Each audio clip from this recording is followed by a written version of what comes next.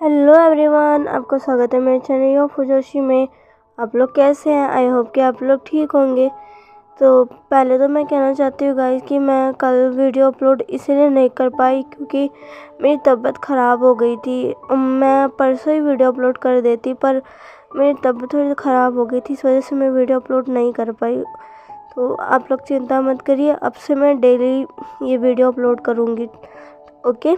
क्योंकि अब तो मेरे एग्ज़ाम ख़त्म हो चुके हैं। और अगर बाई चांस कभी वीडियो नहीं आ पाए तो प्लीज़ आप इसको माइंड मत कीजिएगा, क्योंकि उस वक्त ज़रूर मैं किसी ज़रूरी काम में बिज़ी होंगी, तभी नहीं कर पाई होगी। ओके, तो चलिए हम अपनी स्टोरी की स्टार्टिंग करते हैं। लास्ट पार्ट में हमने देखा था कि विंग और वांग जी दोनों ही बेड पर लेट तो गए थे, लेकिन दोनों में से किसी को भी नींद नहीं आ रही थी। दोनों ही एक दूसरे की तरफ देखकर एक दूसरे से बातें कर रहे थे।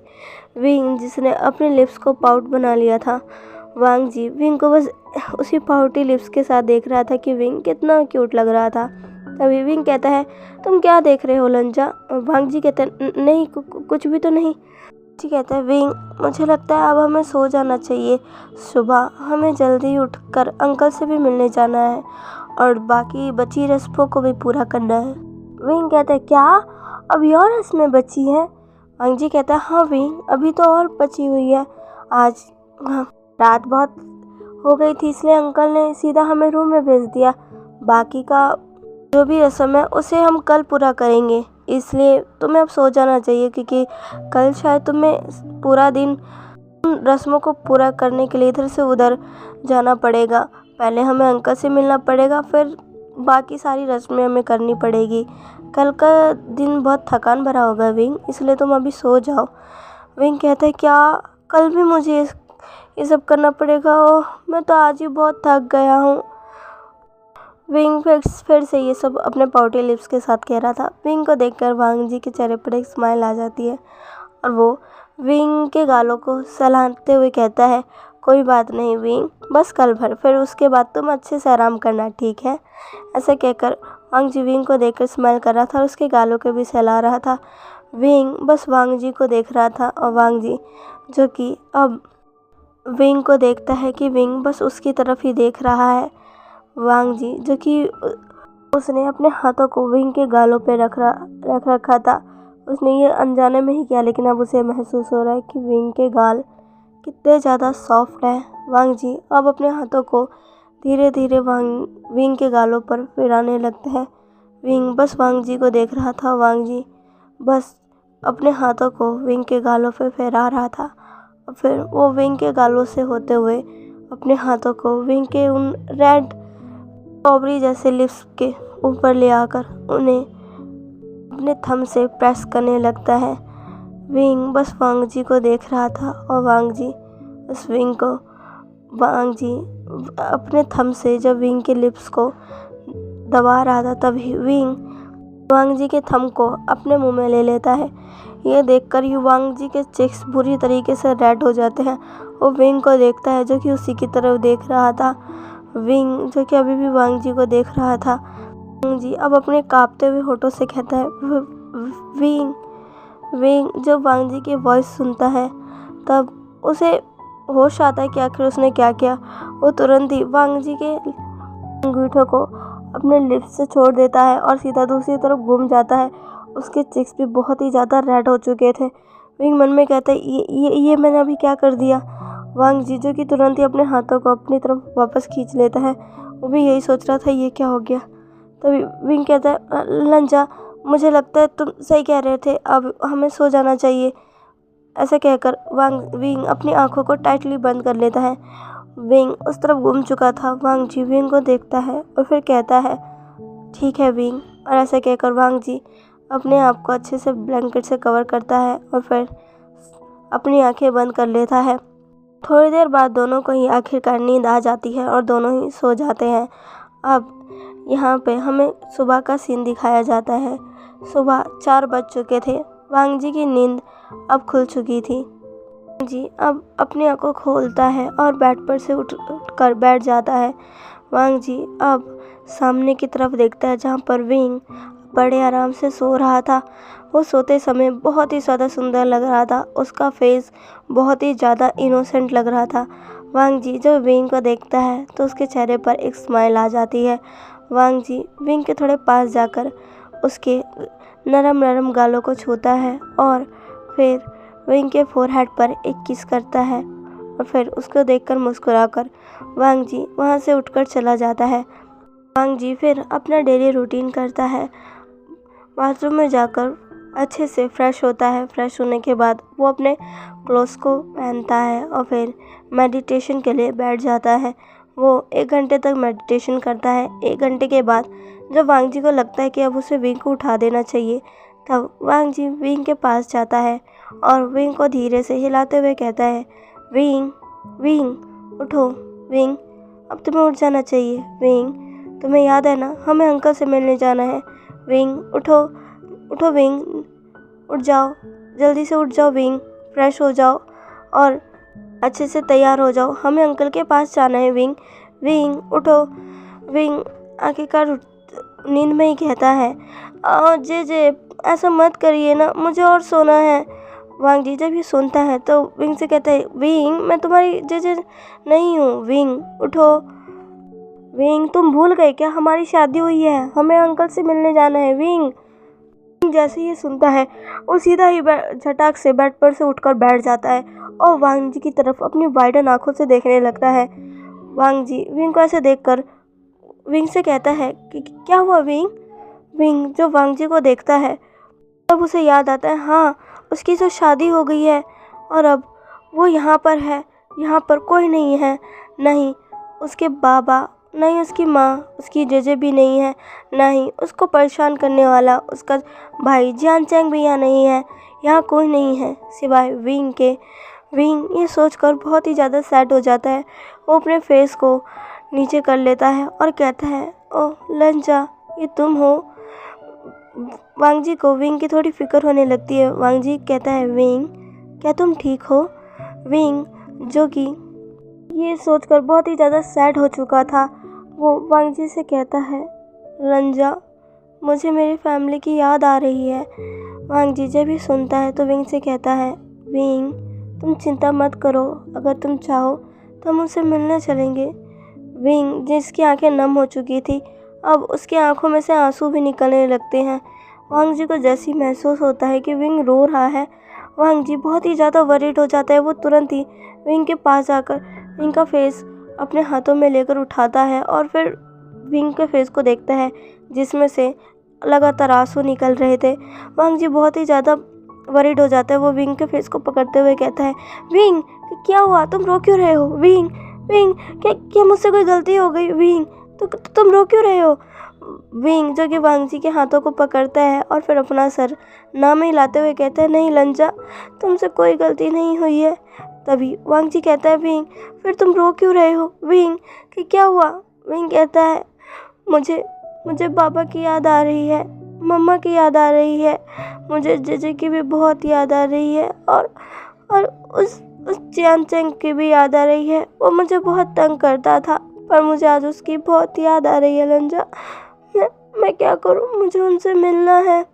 वांग जी तुरंत ही विंग को हक कर लेता है। विंग भी तुरंत ही वांग जी को टाइटली पकड़ लेता है और रोने लगता है। वांग जी कहता है, विंग प्लीज़ शांत हो जाओ। विंग हम उनसे मिलने जाएंगे, तुम चिंता मत करो। विंग शांत हो जाओ। विंग थोड़ी देर तक वांग जी के ऐसे ही गले लगकर रहता है। वांग जी भी विंग को शांत करता है। थोड़ी देर बाद वांग शांत होकर वांग जी से अलग होता है और कहता है, माफ़ करना लंजा, मैंने तुम्हें डरा दिया। तभी वांग जी कहता है, कोई बात नहीं विंग, मैं जानता हूँ तुम पहली बार अपने फैमिली से दूर आए हो। तुम यहाँ पढ़ने के लिए आए थे पर अपने भाई बहनों के साथ आए थे, पर अभी तुम्हारे साथ यहाँ कोई नहीं है। तुम्हें अपने फैमिली से दूर रहने की आदत नहीं होगी। मैं जानता हूँ तुम्हें उनकी बहुत याद आ रही होगी, पर तुम चिंता मत करना, तुम जब चाहो उनसे मिलने जा सकते हो। विंग या हम उनसे मिलने जाएंगे, मैं तुम्हें वहाँ लेकर ज़रूर जाऊँगा। विंग कहता है, क्या सच में लंजा। वांग जी कहता है, विंग अब थोड़ा सा खुश हो जाता है और एक स्माइल करता है। विंग की स्माइल देखकर वांग जी के दिल को राहत मिलती है और उसके चेहरे पर भी एक छोटी सी स्माइल आ जाती है। वांग जी अब विंग को देखता है और कहता है, विंग अब तुम जल्दी से तैयार हो जाओ, हमें अंकल से मिलने जाना है। विंग कहता ओह मुझे माफ़ कर दो लंजा, हमें अंकल से मिलने जाना है, मेरे इस चक्कर में हम लेट हो जाएंगे। वांग जी कहता है नहीं नहीं कोई बात नहीं, तुम आराम से जाकर फ्रेश हो जाओ और तैयार हो जाओ, फिक्र करने की ज़रूरत नहीं है। विंग बस हमें अपना सिर हिलाता है और फिर वहाँ से फ्रेश होने के लिए चला जाता है। थोड़ी देर बाद विंग अच्छे से फ्रेश होकर अपने क्लोथ्स को वेयर करता है और फिर अच्छे से रेडी हो जाता है। विंग जब रेडी होकर वांग जी के सामने आता है, वांग जी बस विंग को देखता रह जाता है। विंग उन वाइट गुसु रोब में बहुत अच्छा लग रहा था और उसके बालों में जो वो पिन लगी हुई थी वो सच में बहुत अच्छी लग रही थी। वांग जी विंग को देखकर एक स्माइल करता है और फिर विंग से कहता है विंग तुम एक सेकंड रुकना। विंग कहता है क्या हुआ लंजा।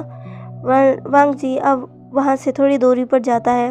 वो अब एक डोर खोलता है, उसके अंदर से एक बॉक्स उतारता है और फिर उस बॉक्स को खोलता है जिसमें एक बहुत ही ज़्यादा सुंदर सी हेयर पिन थी। वांग जी उस हेयर पिन को विंग के पास लेकर आता है और कहता है विंग ये तुम्हारे लिए। विंग उस हेयर पिन को देखता है, वो सच में बहुत ही ज़्यादा सुंदर थी। विंग कहता है लंचा ये तो बहुत सुंदर है। वांग जी कहता है और ये तुम्हारे लिए है। विंग कहता है क्या मेरे लिए। वांग जी कहता है हाँ विंग ये मेरी मॉम का है। विंग ये सुनकर हैरान होता है, कहता है क्या ये तुम्हारी माँ का है।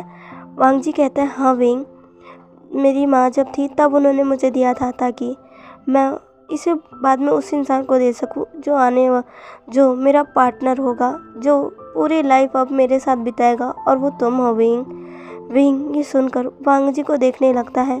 वांग जी अब विंग को देखता है और कहता है ये लो विंग ये तुम्हारे बालों में बहुत अच्छा लगेगा। विंग उस हेयर पिन को देखता है और फिर वांग जी को, फिर वो एक स्माइल करता है और फिर पीछे की तरफ घूम जाता है और फिर कहता है तुम ही लगा दो लंजा। वांग जी जब भी सुनता है तो वो थोड़ा सा शाय फील करने लगता है। वो विंग से कहता है कि क्या विंग। विंग कहता है वांग जी ये हेयर पिन तुम्हारी माँ का है ना। वांग जी कहता है हाँ।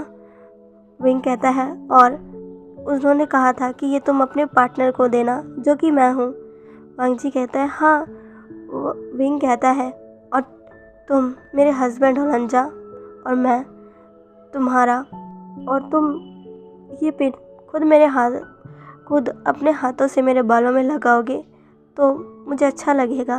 वांग जी जब ये सुनता है उसे बहुत शर्म आती है पर वो बहुत ही ज़्यादा खुश भी था। वो विंग के पास आता है और धीरे से उस पिन को विंग के बालों में लगाने लगता है। विंग जो कि से बस खड़ा था और वांग जी को अपने बालों में वो पिन लगाने दे रहा था। वांग जी उस पिन को विंग के बालों में लगा लेता है। फिर विंग वांग जी की तरफ टर्न होता है और कहता है कैसा लग रहा है ये। वांग जी विंग को देखता है और कहता है खूबसूरत, बहुत खूबसूरत। विंग एक स्माइल करता है और फिर कहता है अब हम चले। वांग जी कहता है चलो। दोनों ही अब एक स्माइल करते हैं और वहाँ से अंकल से मिलने के लिए चले जाते हैं। थोड़ी देर बाद विंग और वांग जी उस जगह पहुंच जाते हैं जहां पर उन्हें अंकल से मिलना था। अंकल और जेबुजुन पहले से ही वहां बैठकर दोनों का इंतज़ार कर रहे थे। जैसे ही वो दोनों देखते हैं कि विंग और वांग जी फाइनली आ चुके हैं, लैन सिचन उन्हें देखकर एक स्माइल करते हैं और कहते हैं फाइनली तुम्हें तुम्हारा राइट पार्टनर मिल ही गया वांग जी, मैं तुम्हारे लिए बहुत खुश हूँ। ऐसा सोचकर वो एक स्माइल करते हैं। विंग और वांग जी अब उन दोनों के पास पहुंच चुके थे। वो पहले अपने अंकल को बो करते हैं और फिर जिबुजुन को। अंकल कुरन कहते हैं तुम दोनों यहाँ बैठ जाओ। दोनों ही अब साथ में अंकल के ही पास उसी तरफ बैठ जाते हैं। उनके बीच में टेबल थी। वहाँ पर कुछ ही देर बाद जो सर्वेंट्स थी वो वहाँ पर खाना लाकर रख देती है। अंकल कुरन कहते हैं विंग आज तुम्हारा इस घर में हमारी फैमिली में पहला दिन है। उम्मीद करता हूँ कि तुम हमारे परिवार को समझोगे और हमारे सारे रूल्स का पालन करोगे। विंग मन में सोचता है क्या ये मुझे यही बताने के लिए यहाँ लेकर आए हैं कि मैं सारे रूल्स का पालन करूँ। हाँ उन 3000 बकवास रूल को कौन मानेगा, मैं नहीं मानूंगा। वो कितने बकवास रूल है। अंकल क्या कह रहे हैं। अंकल कुरन कहते हैं मुझे पता है कि तुमने उनमें से काफ़ी रूल्स नहीं माने हैं। जब से तुम यहाँ आए हो तुमने कई सारे रूल तोड़े हैं, पर मैं उम्मीद करता हूँ कि आगे से तुम ऐसा नहीं करोगे। और अब वांग जी तुम्हारा हस्बैंड है तो मैं उम्मीद रखता हूँ कि उसके साथ रहकर तुम कुछ ना कुछ ज़रूर सीखोगे। अंकल की ये सारी बातें विंग को बहुत ही ज़्यादा बोर कर रही थी। उसे बिल्कुल भी अच्छा नहीं लग रहा था ये सारी बातें सुनकर। उसके फेस पर बस एक पाउट आ जाता है। विंग को इस तरह देखकर जब उस दिन बस स्माइल कर रहे थे, उन्हें पता था कि विंग को इनमें से कुछ भी अच्छा नहीं लग रहा। तभी अंकल कुरैन कहते हैं, आप चलो खाना स्टार्ट करो। अब सारे ही मिलकर अपना ब्रेकफास्ट करने लगते हैं। विंग जब उन गुसू लैन का खाना खाता है उसे बिल्कुल अच्छा नहीं लगता। उसका एक बाइट लेते ही उसका मन करता है कि वो उसे उगल दे। वो बिल्कुल अच्छा नहीं था, वो पूरा का पूरा टेस्टलेस था। उसे ऐसा लग रहा था कि इस खाने को किसी ने उबाल कर उसे दे दिया है। वो बिल्कुल अच्छा नहीं है, इसमें कोई भी मसाला नहीं है, इसमें तो सिर्फ नमक है। नहीं, ये तो बहुत बकवास है, मैं इसे नहीं खा सकता, मैं इसे नहीं खा सकता।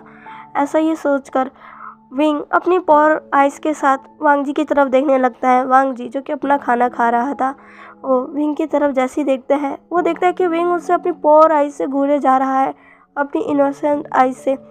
वांग जी को कुछ समझ तो आता ही नहीं है कि आखिर विंग को क्या हुआ। देख रहा था कि वांग जी उस खाने को कितने अच्छे से खा रहा है, साथ में जेबूजुन और अंकल कुरैन भी, किसी को कोई प्रॉब्लम ही नहीं हो रही। विंग सोच रहा था ये लोग इतना घटिया खाना कैसे खा सकते हैं।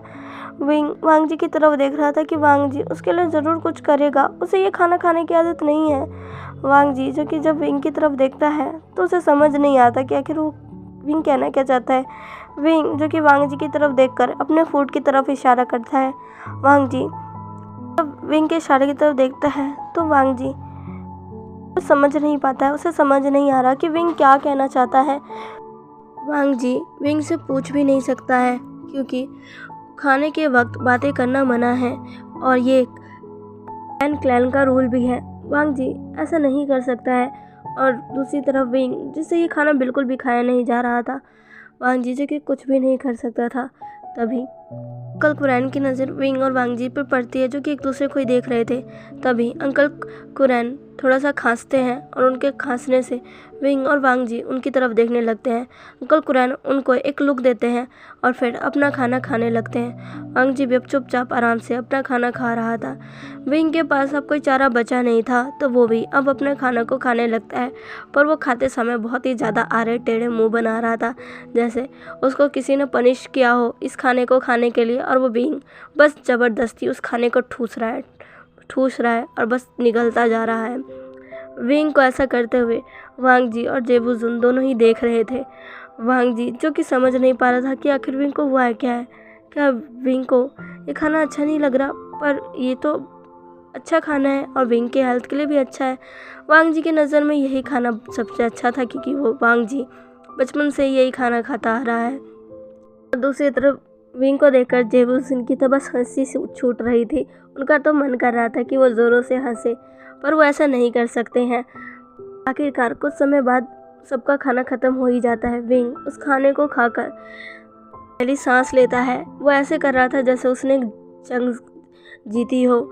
वांग जी जो कि बस विंग को देख रहा था।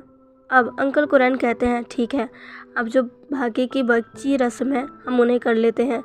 विंग और वांग जी बस हमें अपना सिर हिला देते हैं। पूरा दिन विंग बस उन रस्मों को ही पूरा कर रहा था। विंग बची हुई रस्मों को पूरी करता है। वांग जी के मॉम डैड की ग्रेव पर जाकर उन्हें भी बो करता है।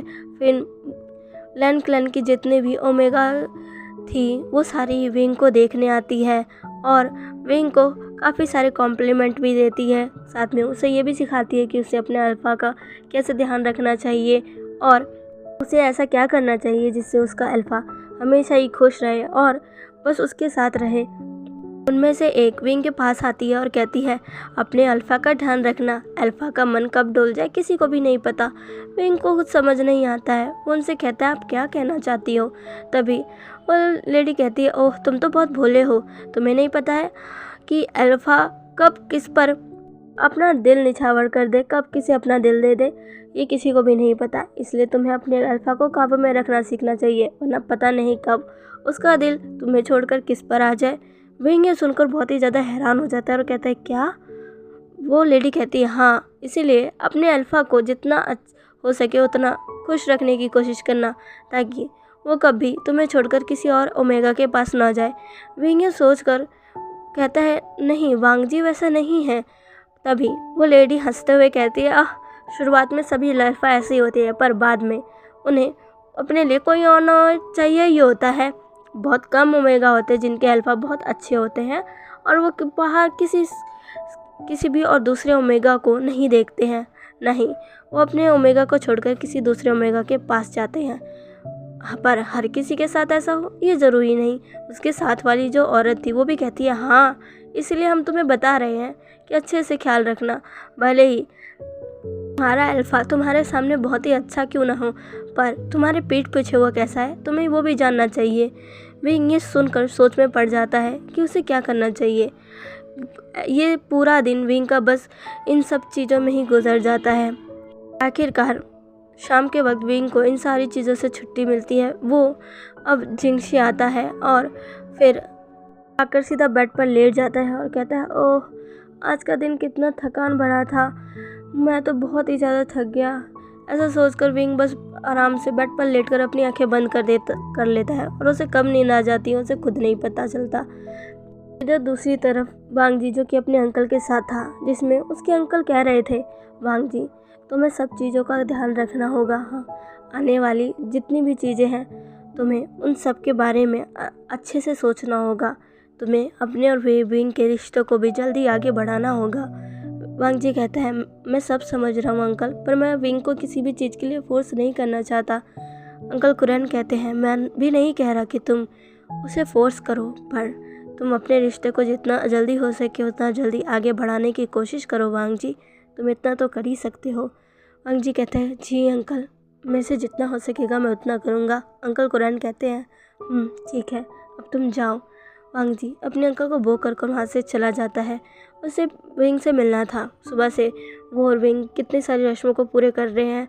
फिर जब विंग को वो सारी ओमेगा ले गई तब से विंग वांग जी से मिला ही नहीं है, और वांग जी बस विंग के बारे में ही सोच रहा है। और वो विंग से मिलने जा रहा है जिंगशी, क्योंकि उसे पता है कि अब विंग जिंगशी पहुंच चुका होगा। तो चलिए गाइस, अब यहाँ आज के लिए बस इतना ही। आज का वीडियो कैसा लगा प्लीज़ प्लीज़ प्लीज़ मुझे कमेंट करके ज़रूर बताइएगा, और प्लीज़ मेरे चैनल को लाइक सब्सक्राइब एंड शेयर कर दीजिएगा। मिलते हैं इसके नेक्स्ट पार्ट में, बाय।